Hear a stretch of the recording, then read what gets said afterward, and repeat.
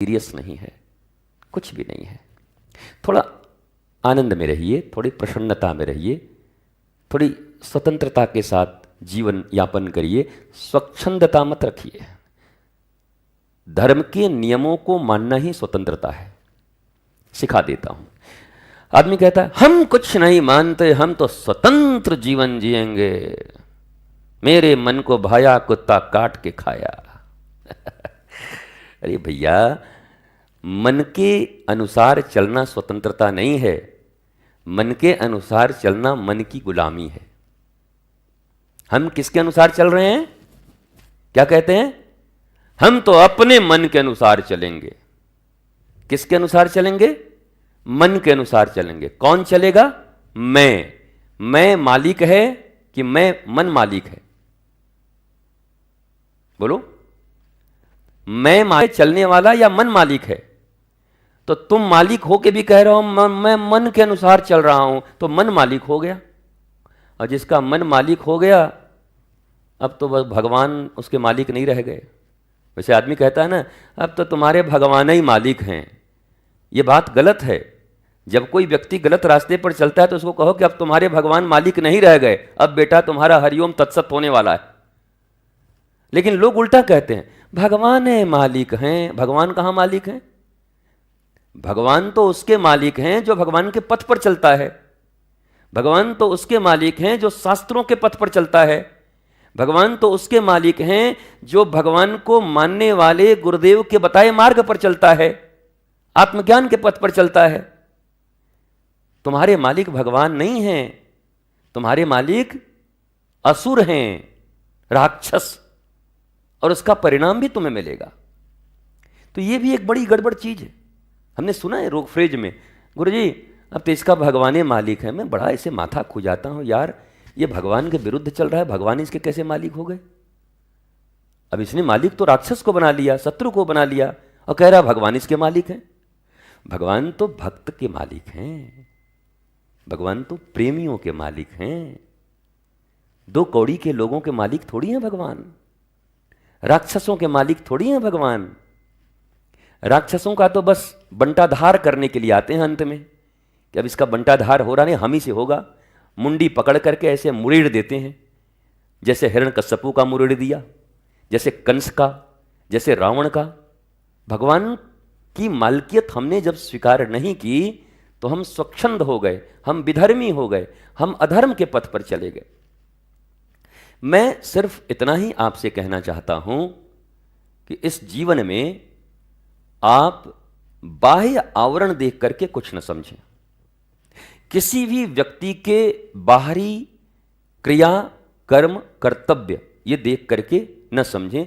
ये बिल्कुल इस प्रकार की बात है जैसे ब्यूटी पार्लर से कोई सज के आए और बाद में दूसरे दिन जब उससे आदमी मिले तो बोला आप ही हैं? बोला हाँ हम ही तो हैं। अरे कल आप ही को देखा था। बोला हाँ आप ही को देखा था। अरे हमको तो बड़ा धोखा हो गया, कमाल हो गया। मैं कई बार ऐसे मस्ती में कहता हूँ, बुरा मानने की बात नहीं है, कि वो आदमी विदा करके चला अपनी पत्नी के साथ, विदाई हुई, और पहले ज़माने में गाड़ी उड़ी नहीं थी और बरसात हो गई रास्ते में। लेकिन उस ज़माने में भी ब्यूटी पार्लर था। तो जब बरसात हो गई, अचानक पानी बरसा और दोनों हाथ पकड़ के चल रहे थे। अचानक ऐसे करके पति मुड़ा और बोला ऐसे कर, हे तुम कौन हो? अरे बोला हम पत्नी हैं तुम्हारी। हे भगवान, तुम ही को लेके आ रहे हैं। बारिश में भीग गया पूरा, वो उतर गए उसके मेकअप। वो देख के आदमी नहीं पहचान पा रहा। बोला तू है? बोला हाँ मैं हूं। अरे तो बड़े खतरनाक बात है भाई, हम तो किसी और के लिए लेके आ रहे थे। बोला नहीं मैं हूं, मेकअप उतर गया। तो बाहर देख करके किसी को कैसे पहचानोगे? मेकअप उतर जाएगा एक दिन, मेकअप उतरने पे पहचानोगे। ये जो धर्म की क्रियाएं हैं मेकअप हैं, ये जो एक्सटर्नल अफेयर्स हैं ये मेकअप हैं। ये कोई भी व्यक्ति कर सकता है। हनुमान जी को ठगने के लिए कालनेमी ने कर लिया था, कई बार तो बताया। कालनेमी हनुमान जी को ठग लिया, ऐसा मेकअप किया, ऐसा मेकअप किया, ऐसा मेकअप किया कि ब्रेकअप न्यूज बन गया। क्या बोला? हनुमान जैसे ज्ञानी नाम अग्रगण्यम को कालनेमी ने ठगा अपने मेकअप से। फिर क्या हुआ? बोला हनुमान जी थे तो बच गए, पकड़ में आया और फिर एक मुक्का दे करके गोविंदाय नमो नमो कर दिया, हरि ओम तत्सत हो गया उसका। अब बताओ, मेकअप तो हनुमान जी को ठग देती है, तुम हनुमान जी हो? बोलो। हनुमान जी का एक गुण है तुम्हारे भीतर में। एक, जय हनुमान। अच्छा, हनुमान जी का नाम है हनुमान, जिसने अपने मान का हनन कर दिया। Egoless people, egoless person, proudless. तुम तो घोर प्राउडी हो, इगोइस्टिक हो, अहंकारी हो। हनुमान का नाम ही हनुमान, जिसने अपने मान का हनन कर दिया। मान करो, अपमान करो, सम्मान दो, कोई फर्क नहीं पड़ता, कोई फर्क नहीं। अलबत्ता सत्ते पे हो सत्ता या दुग्गी पे हो दुग्गी, वो मैं हनुमान ही रहूंगा, मुझे कुछ भी करो तुम, कोई फर्क नहीं पड़ता उनको। हनुमान जी को उनको मान नहीं चाहिए। पर तुम्हारा हमारा कोई जरा थोड़ा अपमान करके दिखा दे। ये दुनिया में ज़्यादातर जो ये ब्रेकअप होते हैं या तलाक, हमारे यहाँ सनातन में नहीं था, सनातन में पद्धति नहीं तलाक की, तलाक शब्द ही नहीं है हमारे यहाँ पर। सनातन धर्म में तलाक कोई शब्द नहीं है, रामायण में कहीं कोई तलाक नहीं है, महाभारत में कोई तलाक नहीं है, तलाक शब्द कहीं और से आया हुआ है। यहाँ तो जब एक बार मिले तो फिर हमारे यहाँ क्या कहते थे, डोली आई है अर्थी जाएगी, डोली आई है डोली जाएगी, डोली पे आई है फिर डोली पे ही जाएगी। यहाँ ब्रेकअप टेकअप का कोई नहीं था, take off, break off, see off, तलाक, डिवोर्स, ये शब्द हमारे नहीं है। पर इन शब्दों को हमने पाश्चात्य सभ्यता से और अरेबिक सभ्यता से हमने इसको अडॉप्ट किया, पर हमारे यहां ऐसा कुछ नहीं था। हमने बहुत सारी ऐसी चीजें जिनकी जरूरत नहीं थी मनुष्यता का, उसको हमने स्वीकार किया जीवन में। खैर, हनुमान जी का नाम का ही अर्थ है, थोड़ा थोड़ा वो वेपर ज़्यादा बढ़ रहा है तो हम आपको कम देख पा रहे हैं, आप भी हमको कम देख पा रहे होंगे, कुछ कुछ बढ़ रहा है ये। खैर कोई बात नहीं, चलिए आवाज़ सुनिए। आंख निटोर के देखने की भी क्या ज़रूरत है, ऐसे करके सामने फ़ोटो लगाए, फ़ोटो देखते रहिए, सुनते रहिए, उसी से काम चल जाएगा, और क्या है। आवाज़ कानों में जानी चाहिए। वैसे भी हमारे धर्मशास्त्र में, सनातन धर्म में दर्शन का महत्व कम माना गया है, श्रवण का ज़्यादा माना गया है। श्रवणम कीर्तनम विष्णु स्मरणम पाद सेवनम। और दूसरा क्या माना गया, प्रथम भक्ति संतन कर संगा, द्वितीय रतिमम कथा प्रसंगा। श्रवण को श्रवण मंगलम गोपी कहती है, दर्शन को नहीं कहती गोपी। भगवान कहते हैं अच्छा सुनो, हम तुम्हारे सामने रहेंगे और एक तरफ हमारी कथा चलेगी, कहाँ जाओगी। गोपियों ने कहा इसमें भी कोई मतलब कन्फ्यूजन थोड़ी है, हम तो जाएंगे तुम्हारी कथा। अरे हमको छोड़ के हमारी कथा। बोला हाँ, तुम्हारा कोई भरोसा नहीं है। क्यों? अरे बोला जेल में जन्म लेने वाले, जन्म लेते जाके भाग जाते हो वहाँ पर यशोदा मैया के पास, अभी बेचारी का थोड़ा बहुत दिल लगता है तो फिर छोड़ के भाग जाते हो मथुरा, मथुरा में थोड़ा मथुरा वासियों का दिल लगता है तो भाग जाते हो द्वारिका, और द्वारिका वाले अभी ठीक से ठीक नहीं हुए थे कि पाँव पे पाँव रख करके चले कि नमस्ते अब हम चले। तुम तो भगोड़ा आदमी हो महाराज, तुम पर कौन विश्वास करेगा। पर तुम्हारी कथा हमें बड़ी, पर कथा, मैं फिर वही क्या, कथा, कथा नहीं, व्यथा नहीं, कथा। और कथा क्या होती है, कथा प्राइसलेस होती है, प्राइसलेस, जिसकी कोई कीमत ना हो। कीमत पे कही जाने वाली कभी कोई कथा नहीं हो सकती। मैं इस बात को प्रमाण के साथ कह सकता हूँ। दक्षिणा अलग है, दक्षिणा का लेन देन से कोई मतलब नहीं है, और दक्षिणा केवल लिफाफों तक सीमित नहीं है और गांधी छाप नोटों तक सीमित नहीं है। दक्षिणा तो आपकी भावना भी हो सकती है, आपका समर्पण भी हो सकता है, आपके 2 बूंद आंसू भी हो सकते हैं। ध्रुव और भगवान के मिलन की एक बड़ी प्यारी बात है। ध्रुव ने जब बहुत कठिन तपस्या की, फल छोड़ा, जल छोड़ा, अन्न छोड़ा, ये छोड़ा, वो छोड़ा, सांस तक छोड़ दिया, बोला अब सांसों नहीं लूंगा। तो भगवान दौड़े हुए आए, और तो ध्रुव ने कहा अरे हमने तो सुना था तुम बड़े माखन मलाई खाते हो, बड़े कोमल हो, पर तुम तो एकदम हिमालय से भी ज़्यादा कठोर हो महाराज। भाई 6 साल के हम 5 साल के बच्चा, हमसे इतना कठिन तपस्या करवा दिया। अरे हम तो राम राम कहते, उस समय तुमको आना चाहिए था। इतने छोटे बच्चे हैं, दूध पीने की उम्र है हमारी, और हमसे जल छुड़वा दिया, फल छुड़वा दिया, अन्न छुड़वा दिया, सांसों छुड़वा दिया, और तब आ रहे उधर से। यहाँ आओ ध्रुव, हम तुमको दर्शन देंगे। इतनी कठिनाई करते हैं छोटे बच्चे के साथ। वो भड़क गया ध्रुव, भगवान बोले दुनिया में पहला ऐसा भगत है कि जिसको हम दर्शन देने आए हम पे भड़क रहा है ये। भगवान ने कहा ए फालतू मेरे ऊपर आरोप मत लगा, खबरदार ध्रुव मेरे ऊपर आरोप मत लगा। क्यों? बोला तू इतनी कलाबाजियां क्यों कर रहा है?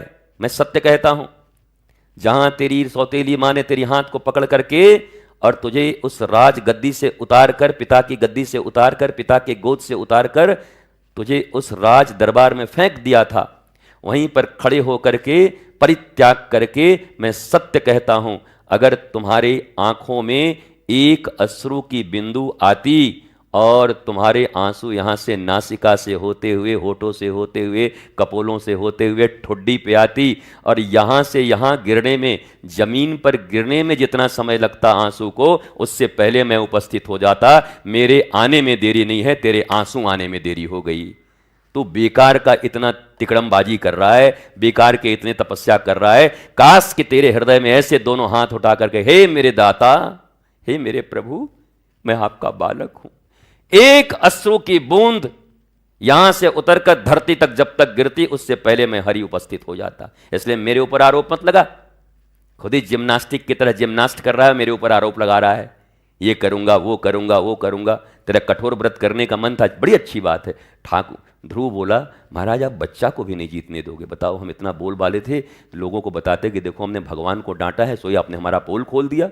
बोला मैंने पोल नहीं खोला है, मैं लोगों को ये सिखा रहा हूं कि हमें कलाबाजियों से कोई प्रसन्न नहीं कर सकता। हमें तो, मैं जनार्दन हूं, भावग्राही जनार्दन, अगर भावना से एक अश्रु की। भोलेनाथ क्या कहते हैं, मुझ पर दूध चढ़ा दो गंगा जल पर। अब गंगा जल क्या चढ़ाओगे? अच्छा चढ़ाना अच्छी बात है, उनकी पूजा है, पूजा का विधान है, पर भोलेनाथ कहते हैं अरे भाई गंगा जल तो हमारी खोपड़ी से निकली है। गंगा जल कहां से निकली? अरे गंगा कहां से निकली है? शिव के जटाओं से, तो उन्हीं के खोपड़ी से निकल रहा है, फिर उन्हीं के खोपड़ी पे डाल दे रहे हो। बताओ, अरे बोलते नहीं, यहीं से निकला यहीं लाके फिर डाल दो। तेरा तुझको अर्पण, क्या लागत है मोर। भोलेनाथ भी कहते हैं मैं कभी गंगा जल में डूबूं न डूबूं, मैं क्षीर सागर में डूबूं न डूबूं, तुम्हारे दूध में डूबूं न डूबूं, पर इतना तय है कि अपने सच्चे हृदय से अगर आंसू के एक बूंद में मेरे ऊपर गिर गए तो मैं कैलाश सहित डूब जाऊंगा तुम्हारे आंसुओं में। मैं केवल प्रेम से मिलता हूं। हरि व्यापक सर्वत्र समाना, प्रेम ते प्रगट हो ही मैं जाना।